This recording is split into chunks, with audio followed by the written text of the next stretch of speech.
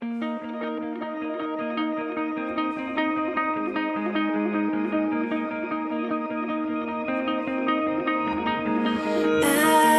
heard 1,000 stories of what they think you like, but I've heard the tender whisper of love in the dead of night, and you tell me that you're pleased and that I'm never alone. You're a good, good father. It's who you are. It's who you are. It's who you are. And I'm loved by you. It's who I am. It's who I am. It's who I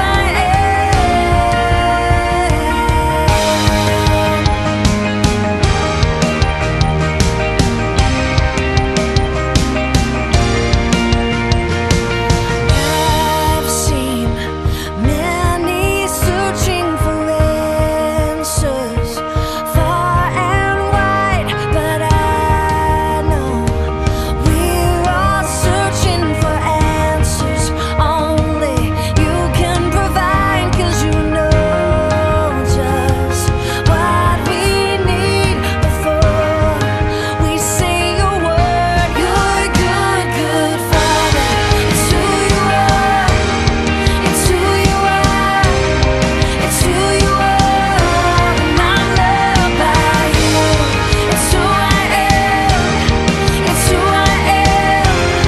It's who I am. You're a good, good father. And I'm loved by you. You are perfect in all of your ways. You are perfect in all of your ways. You are perfect in all of your ways to us. You're a good, good father. It's who you are. It's who you are. It's who you are. And I'm loved by you. It's who I am. It's who I am. It's who I am. You're a good, good father. It's who you are. It's who you are. It's who you are. And I'm loved by you. It's who I am. It's who I am. It's who I am. You are perfect in all of your ways. You are perfect in all of your ways. You are perfect in all of your ways to us. You're a good, good father. It's who you are. It's who you are. It's who you are.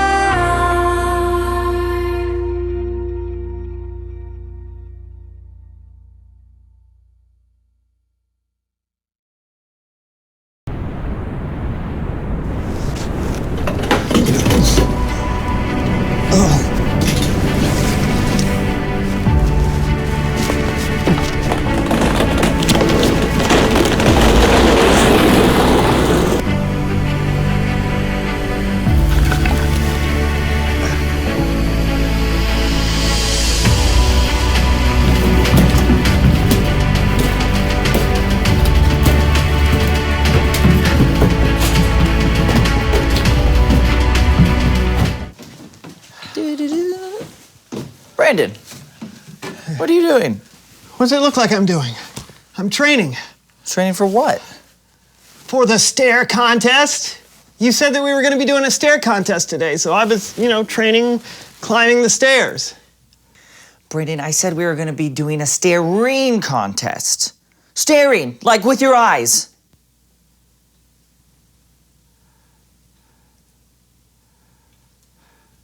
Yeah, that makes more sense.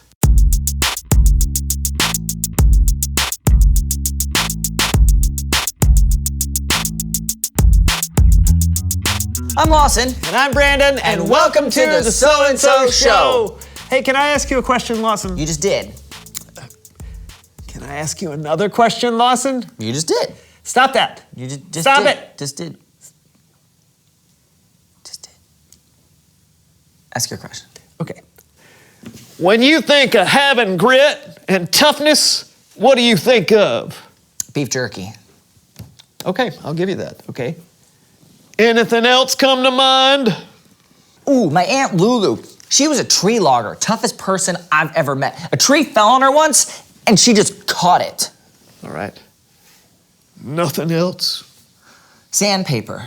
Cowboys. Oh yeah, cowboys. That's what I meant to say right after, like my Aunt Lulu, and then there's beef jerky, and then I was gonna say cowboys, and then a little bit after that, there's sandpaper. Great. Please welcome someone who knows stuff.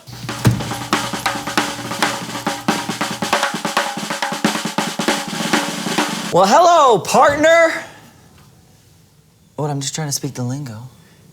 Yeah. Come on down. Yeah. Please tell us who you are and what you know. Well, my name is Duke Canyon, and I'm a professional cowboy. A real cowboy. Wow, I've never met one before.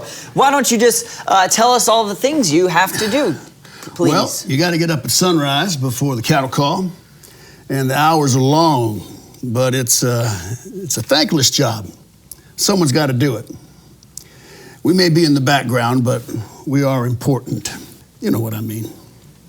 Yeah, I know what you mean. It's true. What would we do without you? You guys help create some of my most favorite things: burgers, steaks, beef jerky. Well, how many other cowboys do you usually work with? Well, it depends on what we're doing. If we're in a cattle ride, could be 30 or 40 of us. If we're in a fight, might be 3 or 4 of us, or maybe 30.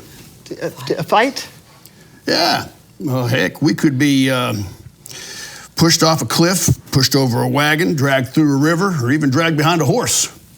It's all part of the job. What? Yeah. Last year, I was over 50 fights. Yeah. I've had bottles broke over my head. I've had chairs broke over my back. I've been drugged behind a stampede of horses. It's all part of the job. Why would anyone want to do a job like that? Well, you don't quit the job because it gets hard. You got to keep going. You keep trying. It's all about pushing through, ain't it? Yeah. Well, speaking of that, I think it's about time for me to ride on out of here. Oh, well, thanks for coming on the show. You headed back to your cattle now? No, as a matter of fact, the next one's going to be a train robbery. A train robbery? Yeah, but it doesn't start filming now for another 2 weeks, so I'm going to the Bahamas. The Bahamas? Filming? Yeah, I didn't tell you. No. I'm an extra and a stuntman in westerns for film and television. Yeah. I didn't mention that. No. An extra. Yeah. So you mean all the fighting, all the bottle breaking, the cliff throwing, and the train robbing was only in the background of a television show? Only? Now hold on a mo. I have you both know that I've had me skull crocked, I've had me ribs broken, and I've had me teeth knocked out. And let me tell you, it's more than a few quid to get those punched back in too. Oh, sorry. I didn't know what a quid is. I'm sorry. That's all right. It's probably the most dangerous job I know, but I wouldn't trade it for anything. Well, adios, partners. Yeah, sure. Adios. Adios. Adios. And thanks again. Bye, partner. What just happened? I don't know if I'm disappointed or if I should chase after him for an autograph. Same. It's Bible story time with Kellen.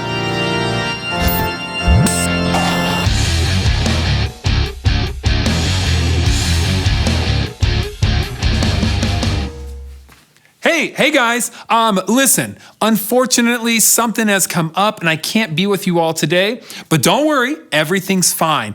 And I don't want to leave you all high and dry. So I asked my good friend Cameron and he's going to take over for me today. All right?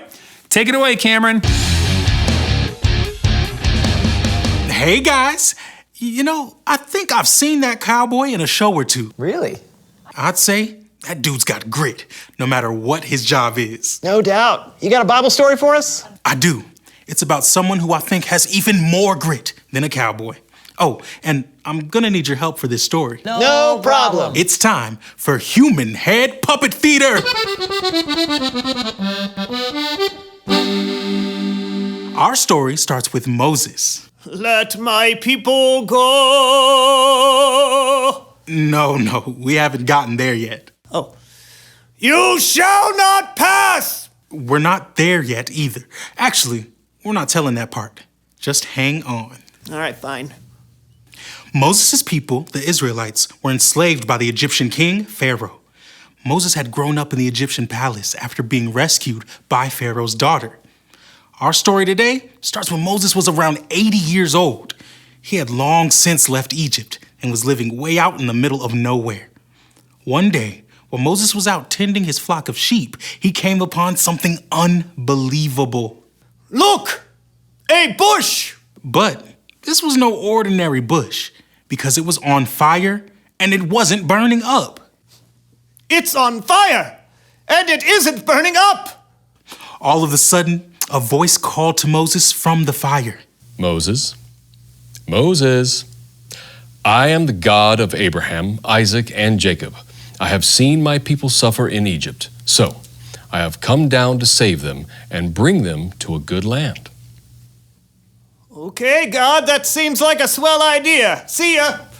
I am sending you to Pharaoh to bring the Israelites out of Egypt. Whoa. Me? But what if no one believes that you sent me? Throw your staff on the ground. Right?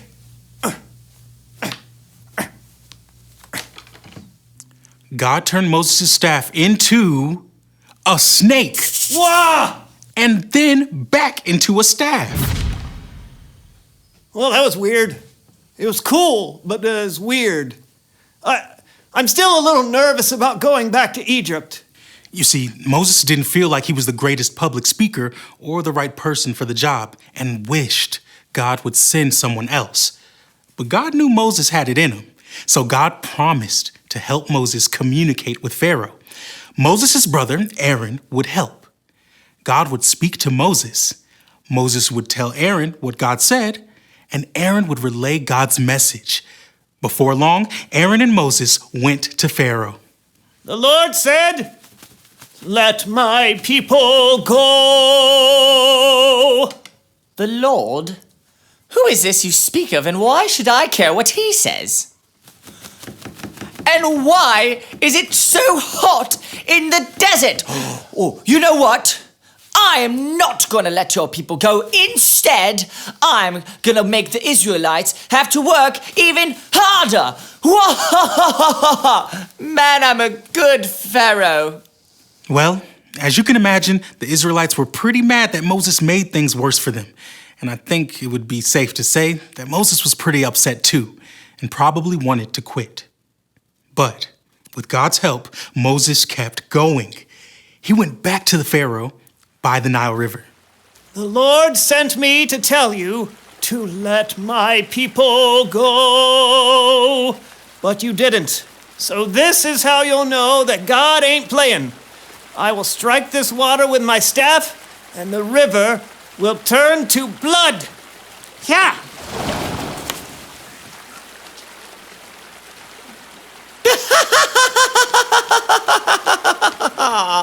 Nice try. Even David Copperstream could do that. The Israelites are going nowhere. Pharaoh was stubborn, but Moses kept going. He went to Pharaoh again and again, and Pharaoh continued to deny the Israelites freedom. God is gonna send frogs. Frogs? No deal. I love frog legs. They taste like chicken. Now God's gonna send gnats and flies. Ah. Come on. You can do better than that. What do you think bug spray's for?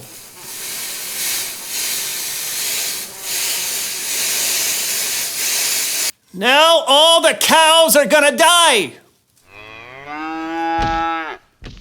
You're gonna get terrible sores. There will be hailstorms.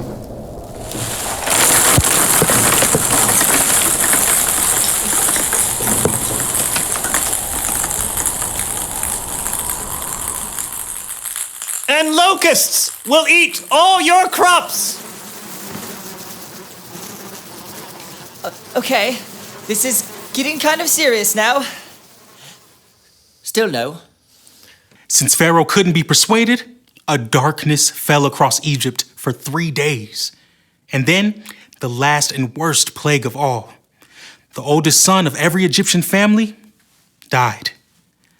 Finally, Pharaoh could not deny the power of God. Get out. After hundreds of years, God's people were finally free. But that's not the end of the story. We'll get to that next time. Great story, Cameron. Yeah, thanks for your help. Anytime. Hey, you were right. Moses had a lot of grit. He did. He kept going when things got tough, and God was with him the whole time, helping Moses know what to do and say. I guess, like Moses, when we go through hard times, And we will. we just have to remember that God can help lead us through. So we shouldn't give up. Exactly. Sounds like you got it. I guess I'm out of here. Gonna go watch some more Westerns. Adios. Did you know Cameron spoke Spanish? I did. Reveal the question. When have you been through a hard time? Wow, this could be a lot of things. You could be having a hard time at school with someone picking on you, or maybe someone close to you has died. Yeah, or maybe you're having to deal with the consequences of a choice you made that may not have been very wise. Whatever it is, you're not alone. God knows what you're going through and doesn't want you to give up. That's right. Man, we've been through a lot today, Lawson. That's true. Anytime you can cover cowboys, a burning bush, and a singing Moses, you've done pretty well. Yeah. Anyways, thanks for watching. That was the So-and-So Show, everybody. Goodbye. Goodbye. My cowboy hat. This is my cowboy accent. Howdy, partner. Partner. That's your cowboy accent? Howdy, partner. No, howdy, partner. Clink, clink. What is that? Clink, those my spurs there. okay, Tell okay. you All what. cowboys wear spurs. All right. This town ain't big It's enough not. for the both of us, Fill me partner. up. Draw. Draw. Oh, good, horns. Here, wrap this around here. Here. All right. Try to get away. Now, Got it. hold her tight. Pull it in. Hold him down. No cow. No. Yeah, that's right. We got him. Now you take a branding iron. Oh, okay.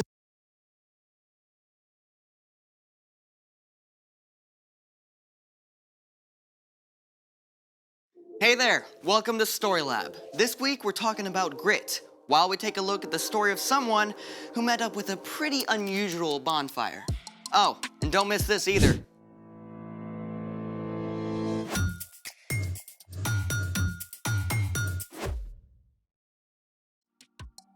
Hey, I'm Amaya, And I'm Zeke. and we're talking about grit, which is refusing to give up when life gets hard. You know what I think is hard? What? Not using your phone. I'm not using mine right now. You gonna get that? It could be important. Oh, it's from you. Well, cell phones can be good. Right. I mean, you might be watching us on a phone right now. Yeah. You have an invitation to play Farm Builder. I don't have to look at my phone. You know what? Me neither. I can go longer than you without a phone. Oh, you're on. Let's do it!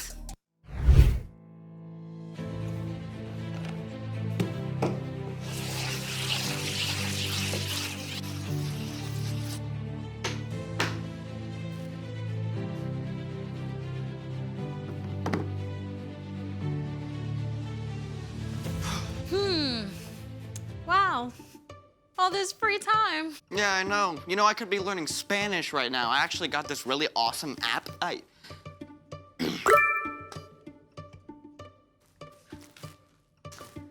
That might be your new game score. Right?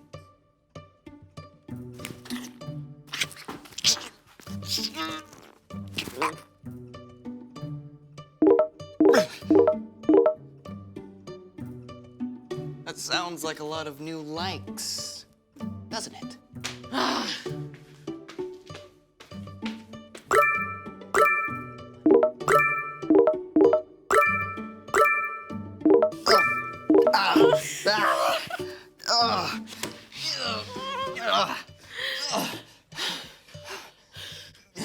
Okay, I'm thinking of something else. Thinking of something else. It's Time for The story before the story. Today we're in the second book of the Old Testament, Exodus. God made a plan to bless the whole world through Abraham and Sarah's family. But their descendants, the Israelites, traveled to Egypt to escape starving. Over time, the Israelites were enslaved, but still, their families grew. After hundreds of years, the Hebrew people cried out to God for help. God heard them and chose an unlikely helper. A Hebrew man named Moses who had been raised in Pharaoh's palace but ran away to live as a shepherd in Midian. Moses is where our story starts. Take it away. Greetings, everyone. There's fire, darkness, frogs, and a whole lot more in this story, so hold on tight. By the time our story starts, Moses was actually 80 years old. His early years in Pharaoh's palace were just a distant memory. He was living life as an ordinary shepherd until one day. Now, usually, when something catches fire, it just burns up, but this bush, it didn't. It glowed like a flaming beacon. As Moses edged nearer, a voice called to him from the midst of the fire. Moses. Moses. Here I am. Don't come any closer. Take off your sandals. The place you are standing is holy ground. Moses' hands shook as he tugged off his sandals. I am the God of Abraham, Isaac, and Jacob. I have seen how my people are suffering in Egypt, so I have come down to save them. I will bring them to a good land. So now go. I am sending you to Pharaoh. I want you to bring the Israelites out of Egypt. So many thoughts must have rushed through Moses' head. He had been raised in the palace by Pharaoh's daughter, but that Pharaoh had died and a new Pharaoh was in charge. Also, Moses had no idea if his own people would even accept him. But what if the Israelites don't believe you sent me? Throw your walking stick on the ground. Okay, Moses did what he was told. Right then and there, God turned Moses' walking stick into a snake! And then back into a stick. Still, Moses was nervous. The bush continued to blaze. Lord, I'm a terrible speaker in front of people. Go. I will help you speak. Couldn't you send someone else? Your brother Aaron can speak well. He is already on his way to meet you. Tell him what to say. I will help both of you speak. Even though the thought of facing Pharaoh probably made him sick with fear, Moses did travel back to Egypt. Together, Aaron and Moses spoke to the Israelites. God has heard you. He will lead us out of Egypt. We just have to okay it with Pharaoh. Oh boy. Moses just probably wanted to run, but instead, he made his way to the palace where he had grown up. With Aaron, he stood his ground before the new Pharaoh. Tell him, the Lord says, let my people go. Then they will hold a feast to honor me in the desert. Aaron repeated the words loudly and clearly, and Pharaoh glared down. Who is the Lord? Why should I obey him? Instead of releasing God's people, Pharaoh gave orders for them to work even harder. Now the Israelites were upset with Moses for making things worse. I did what you asked, and now it's just worse. You haven't saved your people at all. Pharaoh will not listen to you, so I will use my powerful hand against Egypt. I will bring the people of Israel out of Egypt. Even though God performed miraculous signs through Moses and Aaron in front of Pharaoh, he still would not listen. So, the next morning, Aaron and Moses met Pharaoh down at the Nile River. Moses instructed Aaron what to say and do. The Lord has sent me to you. He says, let my people go. but you have not listened. Here is how you will know I am the Lord. Aaron raised his staff high. I will strike the water with this walking stick. The river will turn into blood. The fish will die, and no one will be able to drink the water. The water turned to dark red blood. But still, Pharaoh was stubborn. Ugh. Moses must have been just tempted to give up and go back to Midian, but God called him to speak to Pharaoh again and again. God says, "Let my people go." Over and over, Pharaoh promised to release God's people. And every single time, he went back on his word, even though God sent frogs, followed by gnats and flies. All the Egyptians' cattle died. Ugh. Terrible sores showed up all over the Egyptians and their animals. Hail rained down, destroying crops and tearing leaves from the trees. Ugh. Locusts finished off anything the hail left behind. Then, deep darkness descended across the whole land for 3 days. And at last came the most awful plague of all. The oldest son of every Egyptian family died. Only the Israelite families were saved by painting the blood of a lamb over their door frames, just as God had told them to do. When Pharaoh saw the terrible thing that had happened, he called Moses one last time. Get out of here, all of you. Just leave us alone. Go. Moses and Aaron gathered the people together. No time to bake your bread. Just bring the dough along. The Israelites packed up in the middle of the night and left as quickly as they could, leading their flocks and herds. After hundreds of years, God's people were finally free. After so long, I bet they wanted to give up. Yeah, but they didn't. They kept going. They kept calling out to God. And Moses. I mean, if I were him, I definitely would have wanted to call it a day and leave. Yeah, right? But Moses held on. He had seen God's presence in the burning bush, and he knew that God saw what he was going through. And the Israelites, too. So, what's our part in the story? Well, when we face tough things, right, we can know that God sees us. God will help us through, even if it's, well, not in the way we expect.